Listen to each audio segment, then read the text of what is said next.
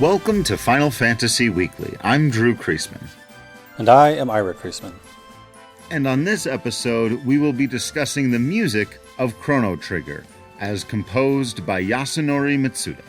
All right, we're going to move over into the event music now, or the places music now, just all the other stuff. So we're going to move quickly through a few of them here in a moment, just because I didn't want to not play them at all, because I really like them, but I don't have much to say about them. Actually, let me just start with those. Go a little bit out of order here, and I'm just going to play a few excerpts from music that plays either in dungeons. There's the music that plays in the forest, called The Secret of the Forest.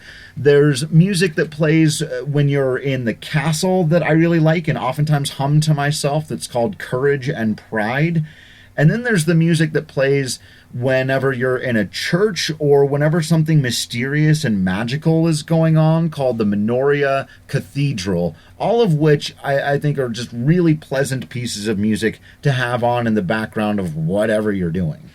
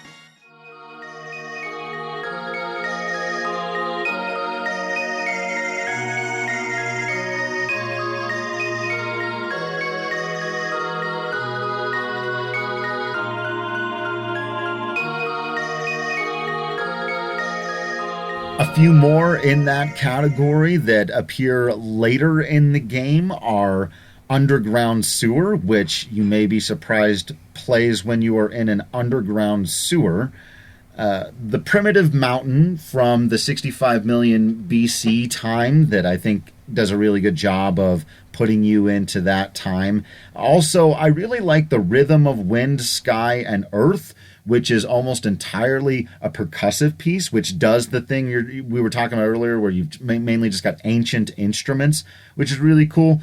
And the song Bun Babunga, which, well, it's not, it is one that I don't think is awesome to listen to all the time. It's great in the context of the game when it's played both at your party way back in time and also at the fair when people are trying to pay tribute to ancient history. It's a nice little tie-in.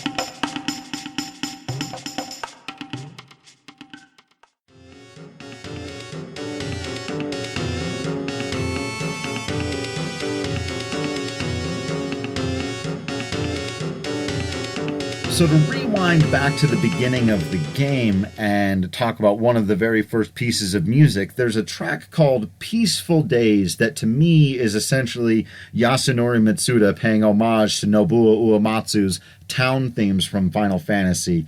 And in my estimation, he nailed it.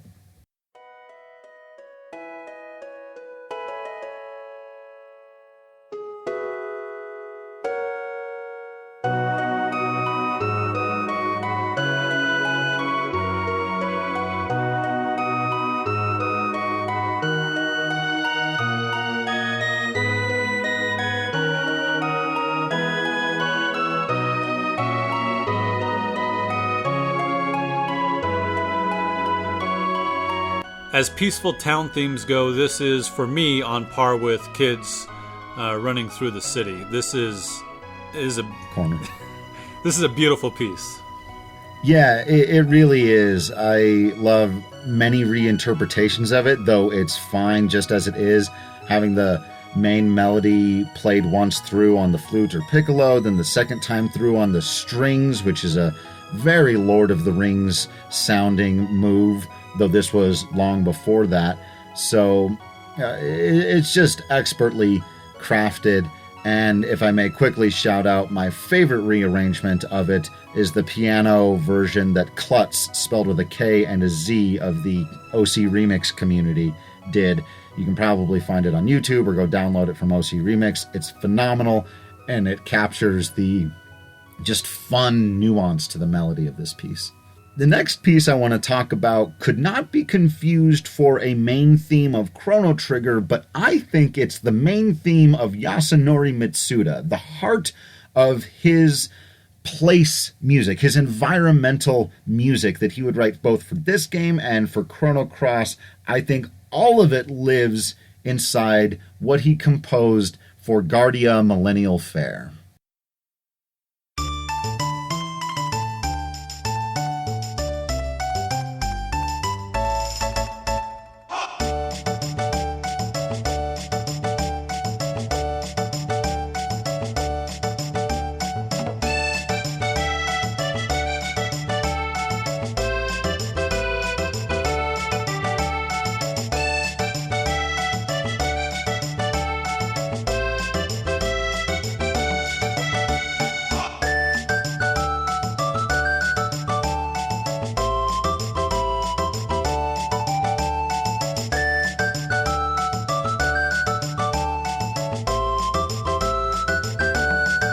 So we've talked a lot about how Uematsu finds this really great balance between traditionally Eastern sounds and traditionally Western sounds. And Mitsuda works in that area as well, especially in a lot of the character themes that we just listened to. But what he's most well known for, his signature sound, adds a little bit of that Pacific Islander into the mix. And you hear a lot of that here with the percussion, and there's also a Celtic feel to it as well that gives it this a bit more of a renegade feel to it that kind of would become maybe even pirate sounding music. So there's a lot of those kinds of traditions and flavor to what he does. And this is just a timeless melody. As you mentioned earlier, one that goes on for a while. It doesn't repeat a lot. It extends because you've got to be at the fair for a little while. And also, he puts in some samples of vocals. There's a shout out of people going, ha! And there's clapping sounds, which really help to make you feel like there are people around you making this music. You never see a band. It's not clear this is supposed to be diegetic music, but you can absolutely see going to a Renaissance festival and people playing something exactly like this. Another classic piece from this game that uses an unusual musical sample sound that we don't often hear in these games is the wind scene, which is probably more famously known as the piece of music that plays when you visit 600 AD.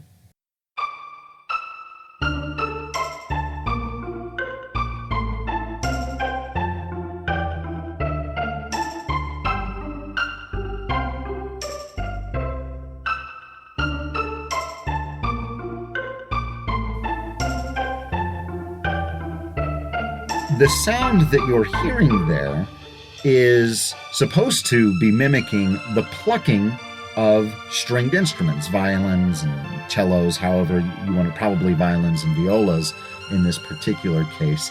And it creates a staccato type of melody that's a bit unusual, and it puts you out of the time you were just in. And also, again, just a classic way of building a melody. It is definitely a quieter sound compared to where we were 400 years later, I guess. Before later. Right. It almost, I would almost put this as one of your 7 for melancholic pieces, but it's got a quiet hope to it that maybe leaves it outside that category.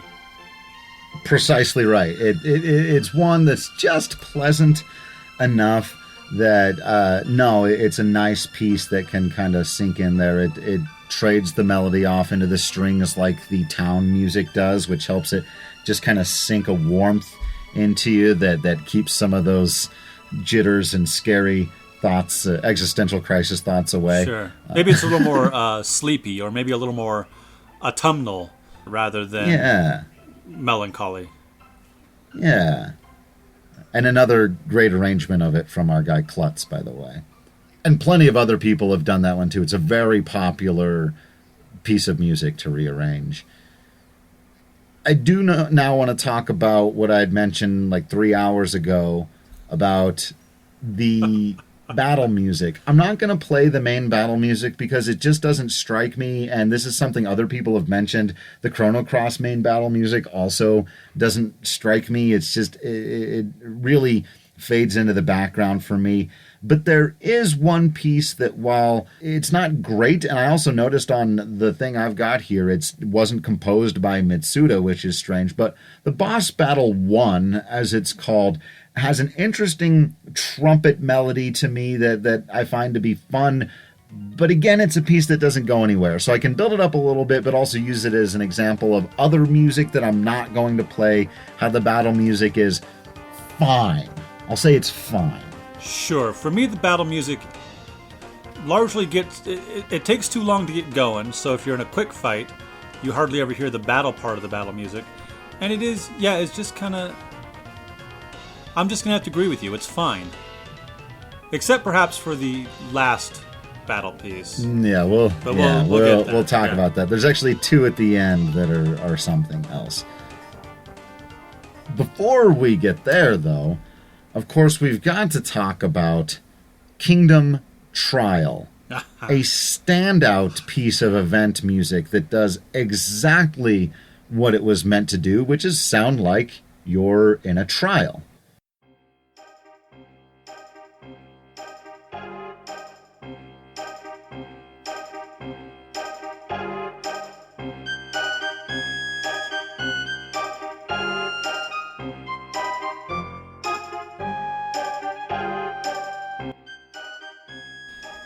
Yeah, it does a really good job of building tension and just...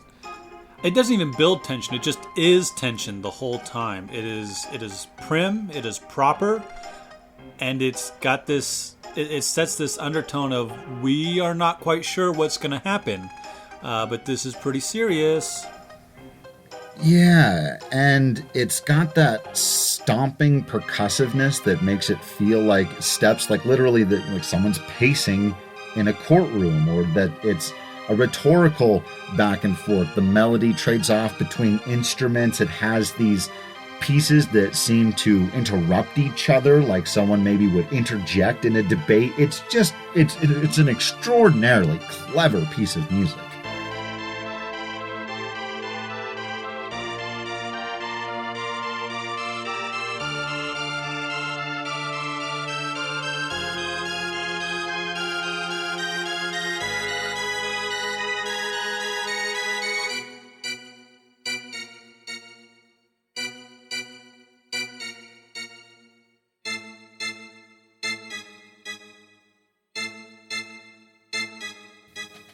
Skipping way ahead in the story of the game, there's a piece of environmental music that I absolutely adore that I must make a confession about, and that is that in my memory, I thought this was from Nausicaa of the Valley of the Wind.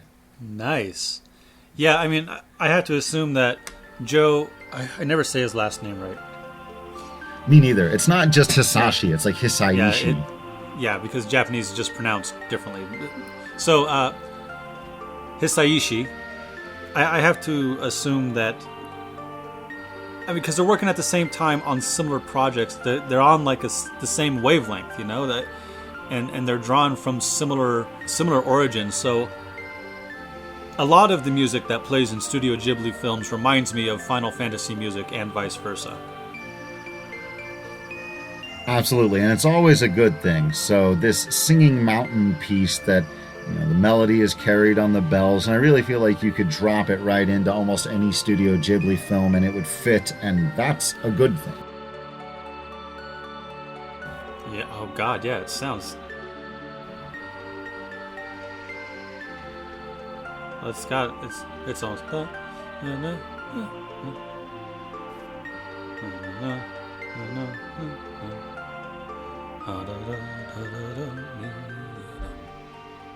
And just for fun, because this podcast isn't going to be long enough, here's a little bit of Nausicaa.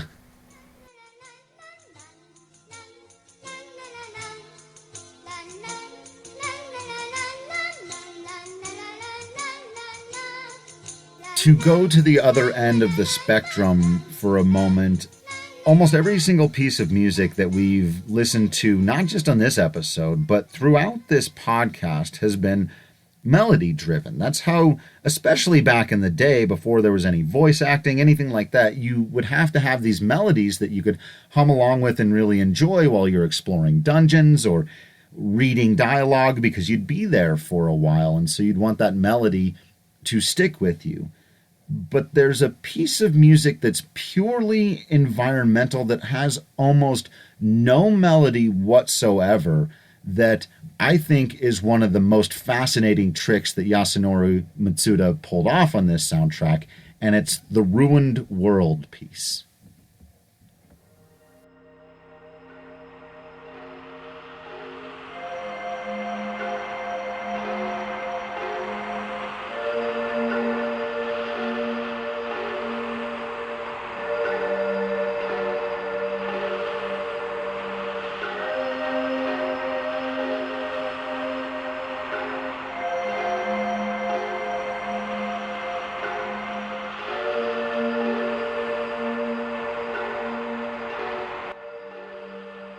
Is this one of your 7? It is, and one of the ones I thought you might miss. I thought it was one of the less obvious, but yeah. So I missed one earlier, but I'm like 3 for 4 now?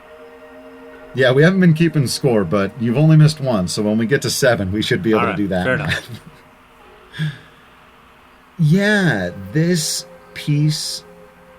You know, sometimes people think of the end of the world and there's the chaos, like we talked about in the Lavos piece, and I totally get that too. But this sounds like, I don't know, what's after the end of the world, right? Post-apocalyptic is but it's even the phrase. But it's not post-apocalyptic in the way Mad Max is post-apocalyptic. It's much quieter than that. Right. It's much emptier. It doesn't look at the end of the world and see everybody fighting.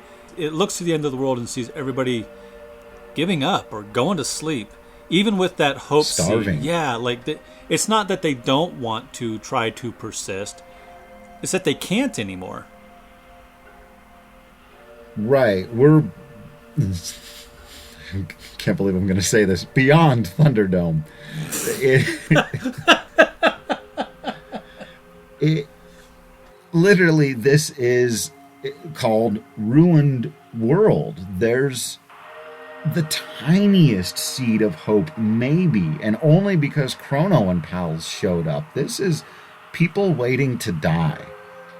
And there are those clanking industrial sounds, and not industrial like hammer to anvil or someone pounding on machines like in Robos.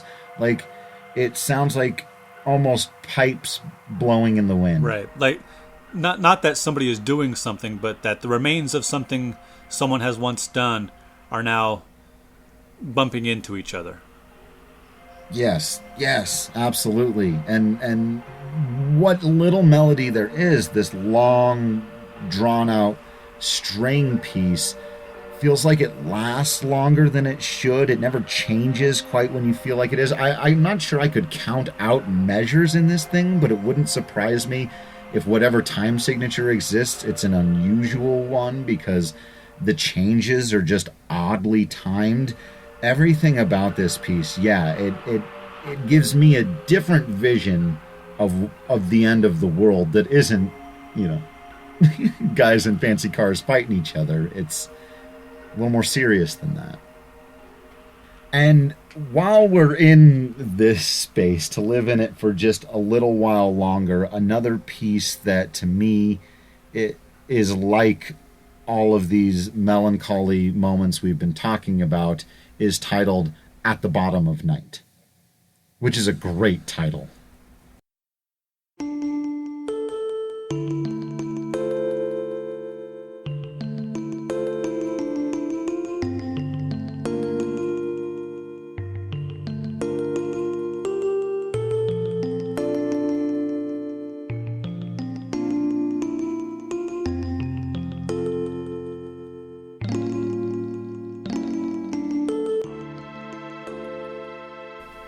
This one has definitely got to be one of your 7, and if it's not, then your list needs to be 8.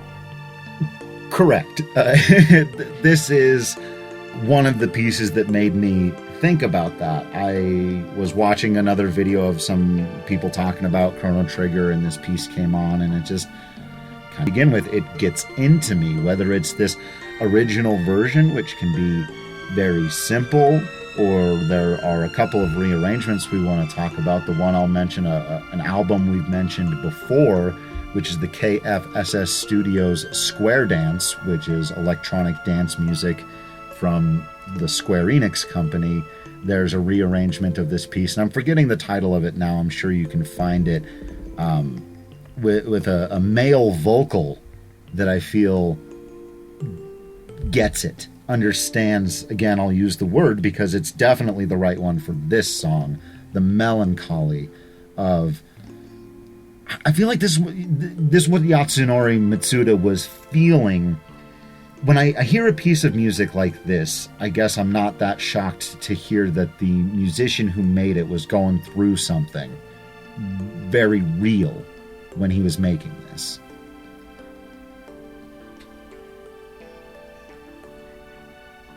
As long as we're shouting out rearrangers, Cara Comparetto on YouTube, her last name is spelled Comparetto if you want to look her up. She does some fantastic piano arrangements of video game music, cartoon music, and so on. She just posted about a week ago as of our recording, At the Bottom of Night, and it is hauntingly beautiful. Right. And then we move into a grouping of music that I like to think of as the kind of end game environmental. We've gotten like an understanding of the entire story here, and we're dealing with the huge themes of this game that begins with our arrival at Zeal Palace.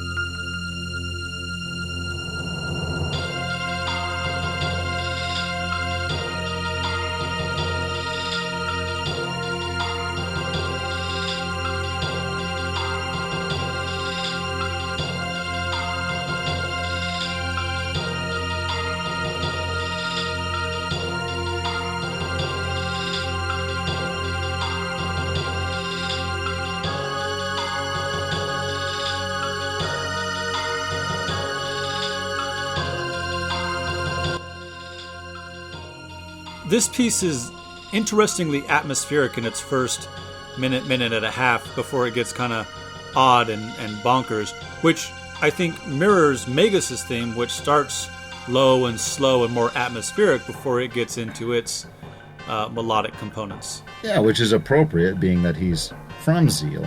And hey, spoilers. The other thing it does with those two segments is it begins you with all of these natural sounding instruments. It's all, regular orchestral. You got some strings. You got some. It even sounds like some hand drums, which is even more natural sounding. And then when it gets crazy, all of a sudden we've got electronic music, pure electronic sounds like Uematsu did when you went to the moon in Final Fantasy IV or Inside the Giant. And we've got something similar here, and it works in very much the same way. As does the music that accompanies you to another palace in this time, the Undersea Palace.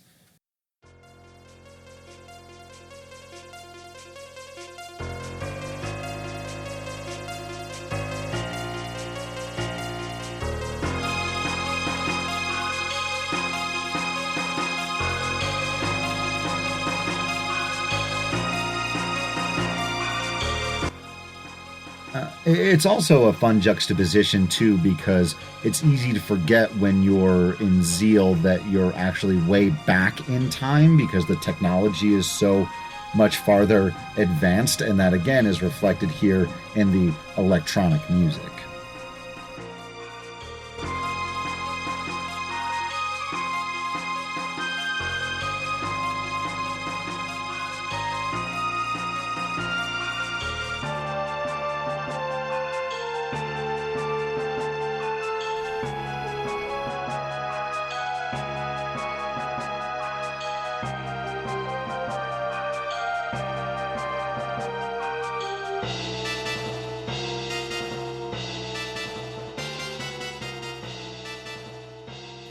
And to complete the trinity of late-game dungeons with awesome atmospheric and futuristic-sounding music, here's a little excerpt from Black Omen.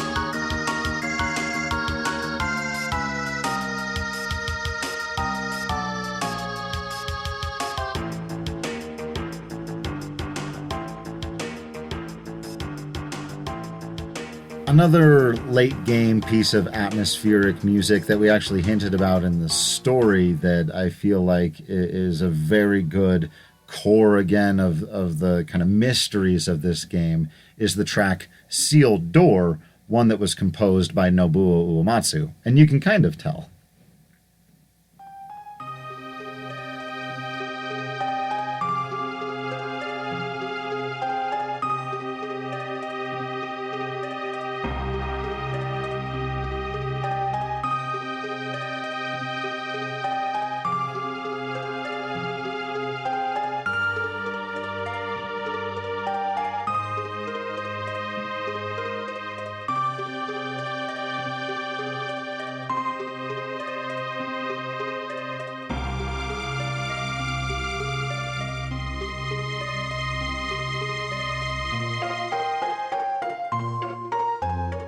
I also haven't counted that one out, but I think it's in an odd time signature as well. Very pleasant but moving atmospheric music that gets us pretty much to the end game here. So after having gone through all of those creepy dungeons, we of course have our final confrontation with Lavos, which features two pieces of all of a sudden phenomenal battle music that kind of come out of nowhere considering the rest of the battle music in the game. But the first one that accompanies when you fight Lavos as his form that we've seen him in throughout most of the game, the kind of giant alien sort of porcupine hedgehog looking thing. And that piece of music is called World Revolution.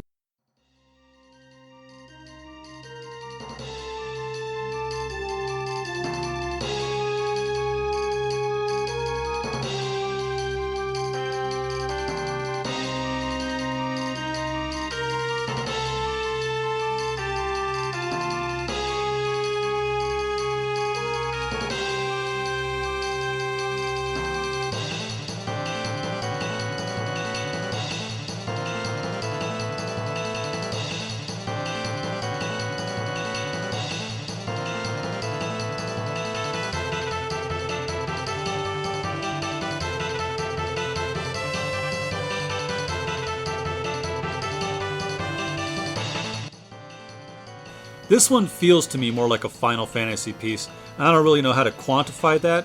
I just know that's what it puts me in mind of. Yeah, I can definitely see that. Again, it's got those kind of triplety movements. It sounds like battle music out of Final Fantasy V, I think, with a couple little atmospheric exceptions. There are some things, some sounds just kind of in the background there that make you feel like you're at a, well, no place in time or no place in space, trying to hammer that aspect of it home. But yeah, I agree with you. Melodically, it's very triumphant. While it's no Dancing Mad, and the way that piece incorporates Kefka's theme and Kefka's laugh over and over in different ways, this does a neat thing where it instead incorporates some of what we would consider Chrono's theme here and there, and I think that's especially interesting. The piece of music that plays once you go inside the shell and fight that alien, skinny, weird, fish-faced looking version of Lavos is, for lack of a better phrase, super weird.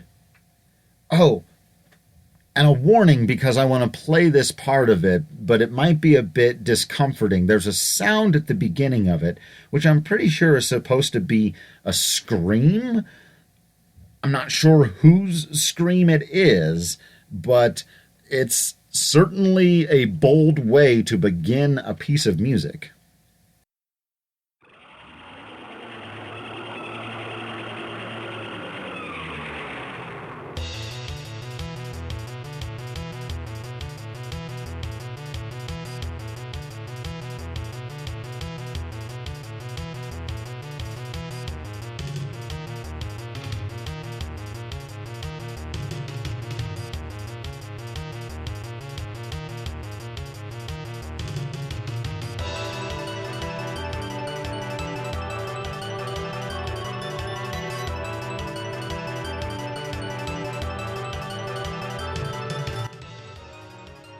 And while this piece doesn't really go into a lot of places, it just has this oscillating, disorienting riff to it. The long string melodies that don't change when you feel like they should, that make you feel like the world is coming to an end. And it's got these weird key changes, which you don't hear a lot of times in these types of music, that, again, never allow you to feel like you're set in any one place. There's two pieces of music left to talk about, and really just one, because it's at the very end of the game and we haven't talked about it much, but the piece To Faraway Times that you don't hear until the very end, and the team is kind of going back to their places, is a great kind of encapsulation and conclusion to everything that we've heard before, it kind of containing a lot of the same elements, but putting them in different ways to give a nice little send-off.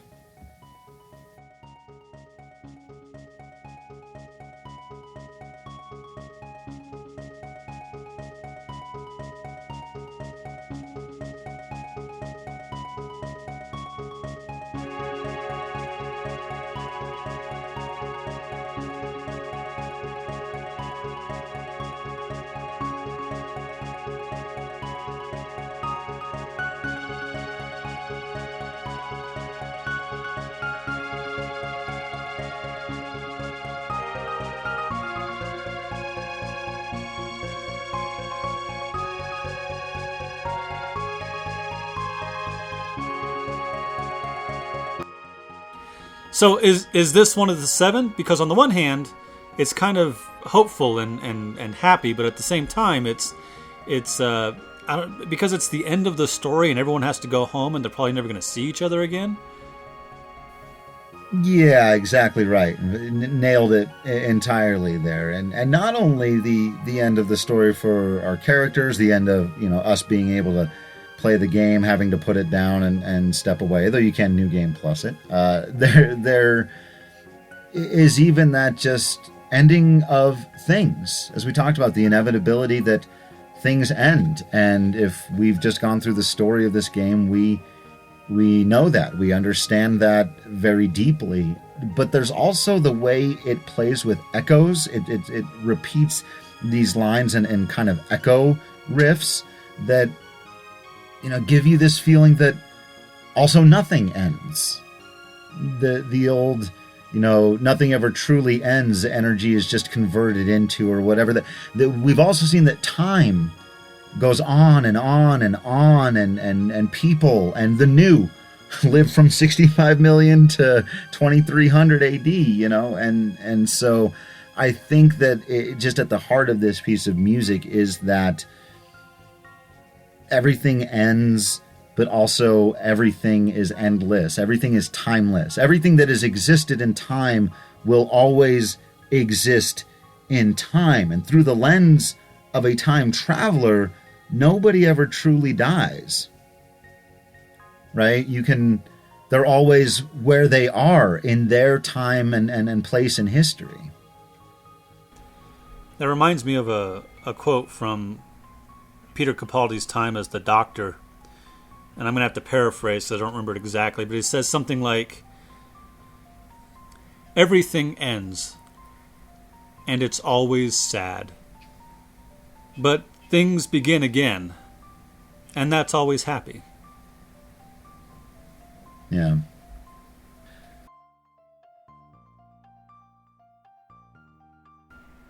And on that note, I think that brings us to the pinnacle of thematic work in this game.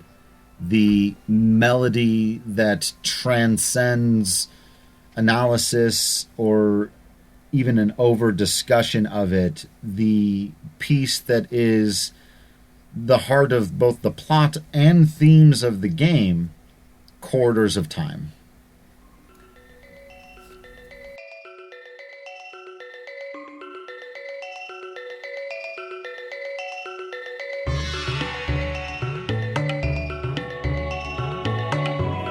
So to hear you describe it, Drew, this game has about 7 or 8 main themes, which I'm pretty sure defeats the purpose of the phrase main theme.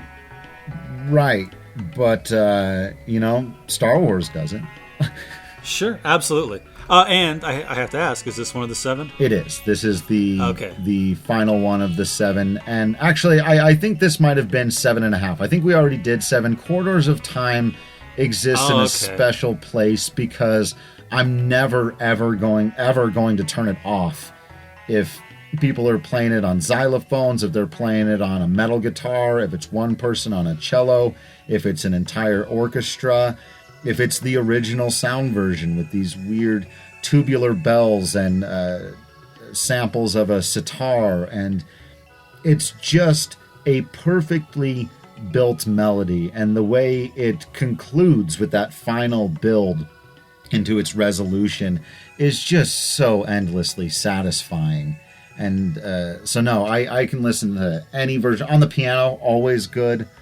But so while yes, it is melancholic and could in many ways put me in a place I don't necessarily want it to put me in, this piece of music, I'm always going to let it take me there. So to wrap up, these are just some of the many reasons why this is a soundtrack that has stood the test of time. I'm not the only one who considers it to be among the very best, not just in video gaming. I talked about my critiques with the battle music. If there was one other thing I would critique this soundtrack on, and this is in comparing it to things like Final Fantasy VI or VII or Star Wars or Lord of the Rings, I don't know that there's one truly epic and complex piece of music like a Dancing Mad or a One-Winged Angel or even the opera or, something like Duel of the Fates. There isn't that one major piece that just stands completely outside of the rest. And maybe a soundtrack doesn't need to have that. This is in many ways a complete idea. There's no 7 or 8 or 13-minute long pieces of music on this, and some of that's the technology, though there's a track on Final Fantasy VI that goes 12 minutes. I don't know that it's got that. I mean, again, I'm getting real nitpicky here. I still think this soundtrack is on the level of any of those things. But if I'm looking at what do they have that this doesn't, I think it would be that one truly epic piece of music making that goes beyond just an insanely good melody and becomes a powerhouse piece of masterpiece music making. I don't know. Do you buy that, or do you want to pick up a piece from here that you think does that? I think that is an interesting critique. It's not a critique I would have thought to make. Like you said, not necessarily every soundtrack needs that. Not every story needs a piece like that. I think, though, that if you wanted to look for what that piece might be, I think we talked about it first. If we split this up, then we talked about it first last episode. And I think it's Chrono's piece. It's Chrono's theme. It's the one that you see the world end, and you decide to do something about it. And it only lasts 3 minutes or something, but it goes through 3 distinct movements, so it's got some of that complexity. And it is the piece that plays to tell you, as I've already said, we are going to do something now. We're not going to just, be hungry and die. We are going to fix this somehow, or we're at least going to stand up and say something about it. We're going to make a move. We're going to take a stand. So for me, if I'm looking for a piece like that, or a piece that attempts to fill that particular trope, that's the one I'm going to go for. I think you're right. And I think in that way it works most like the Star Wars title music that really brings you into the world in a couple of different ways and then can stay with you and be played throughout. So, yeah, I'm not going to disagree with that. I think in my own mind, again, back to your questions about me ranking things, why would I rank the soundtracks of Final Fantasy VI and VII ahead of Chrono Trigger?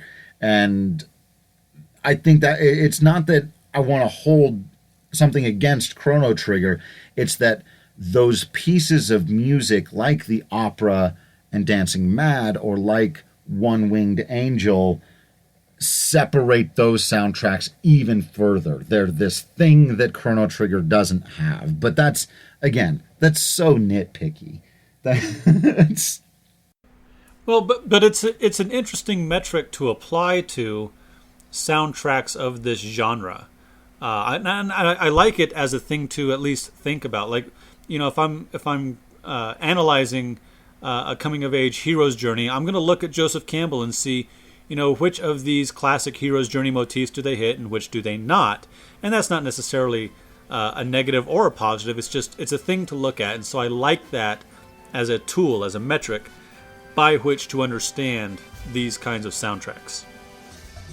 But really, all of that stuff can be fun for us to talk about, and ranking soundtracks really can be quite a personal exercise. The far more important thing is to recognize a piece of art that quite clearly a person poured all of themselves into, or multiple people. In this case, mostly Yasunori Mitsuda with some help from some others, but this is an expression of what Joseph Campbell called the transcendental truth. There's nothing systematic about the music that Yasunori Mitsuda made here. It all pours from his very being, and that's why it stands the test of time. That's it for this episode. Thanks for listening, and thank you to everyone who's reached out to us. Feel free to let us know what we missed, got wrong, or should have mentioned. You can follow us on Facebook and Twitter at FFWeeklyPod, or you can email us at FinalFantasyWeekly@gmail.com. We are also now on Patreon. While the podcast is still free to listen to via archive.org, if you want to download it on your regular podcast services, you can do so for as little as $1 a month. Join us next time when we pontificate on what Chrono Trigger tells us about the responsibilities of free will, about the nature of good and evil, and about the value of life and death.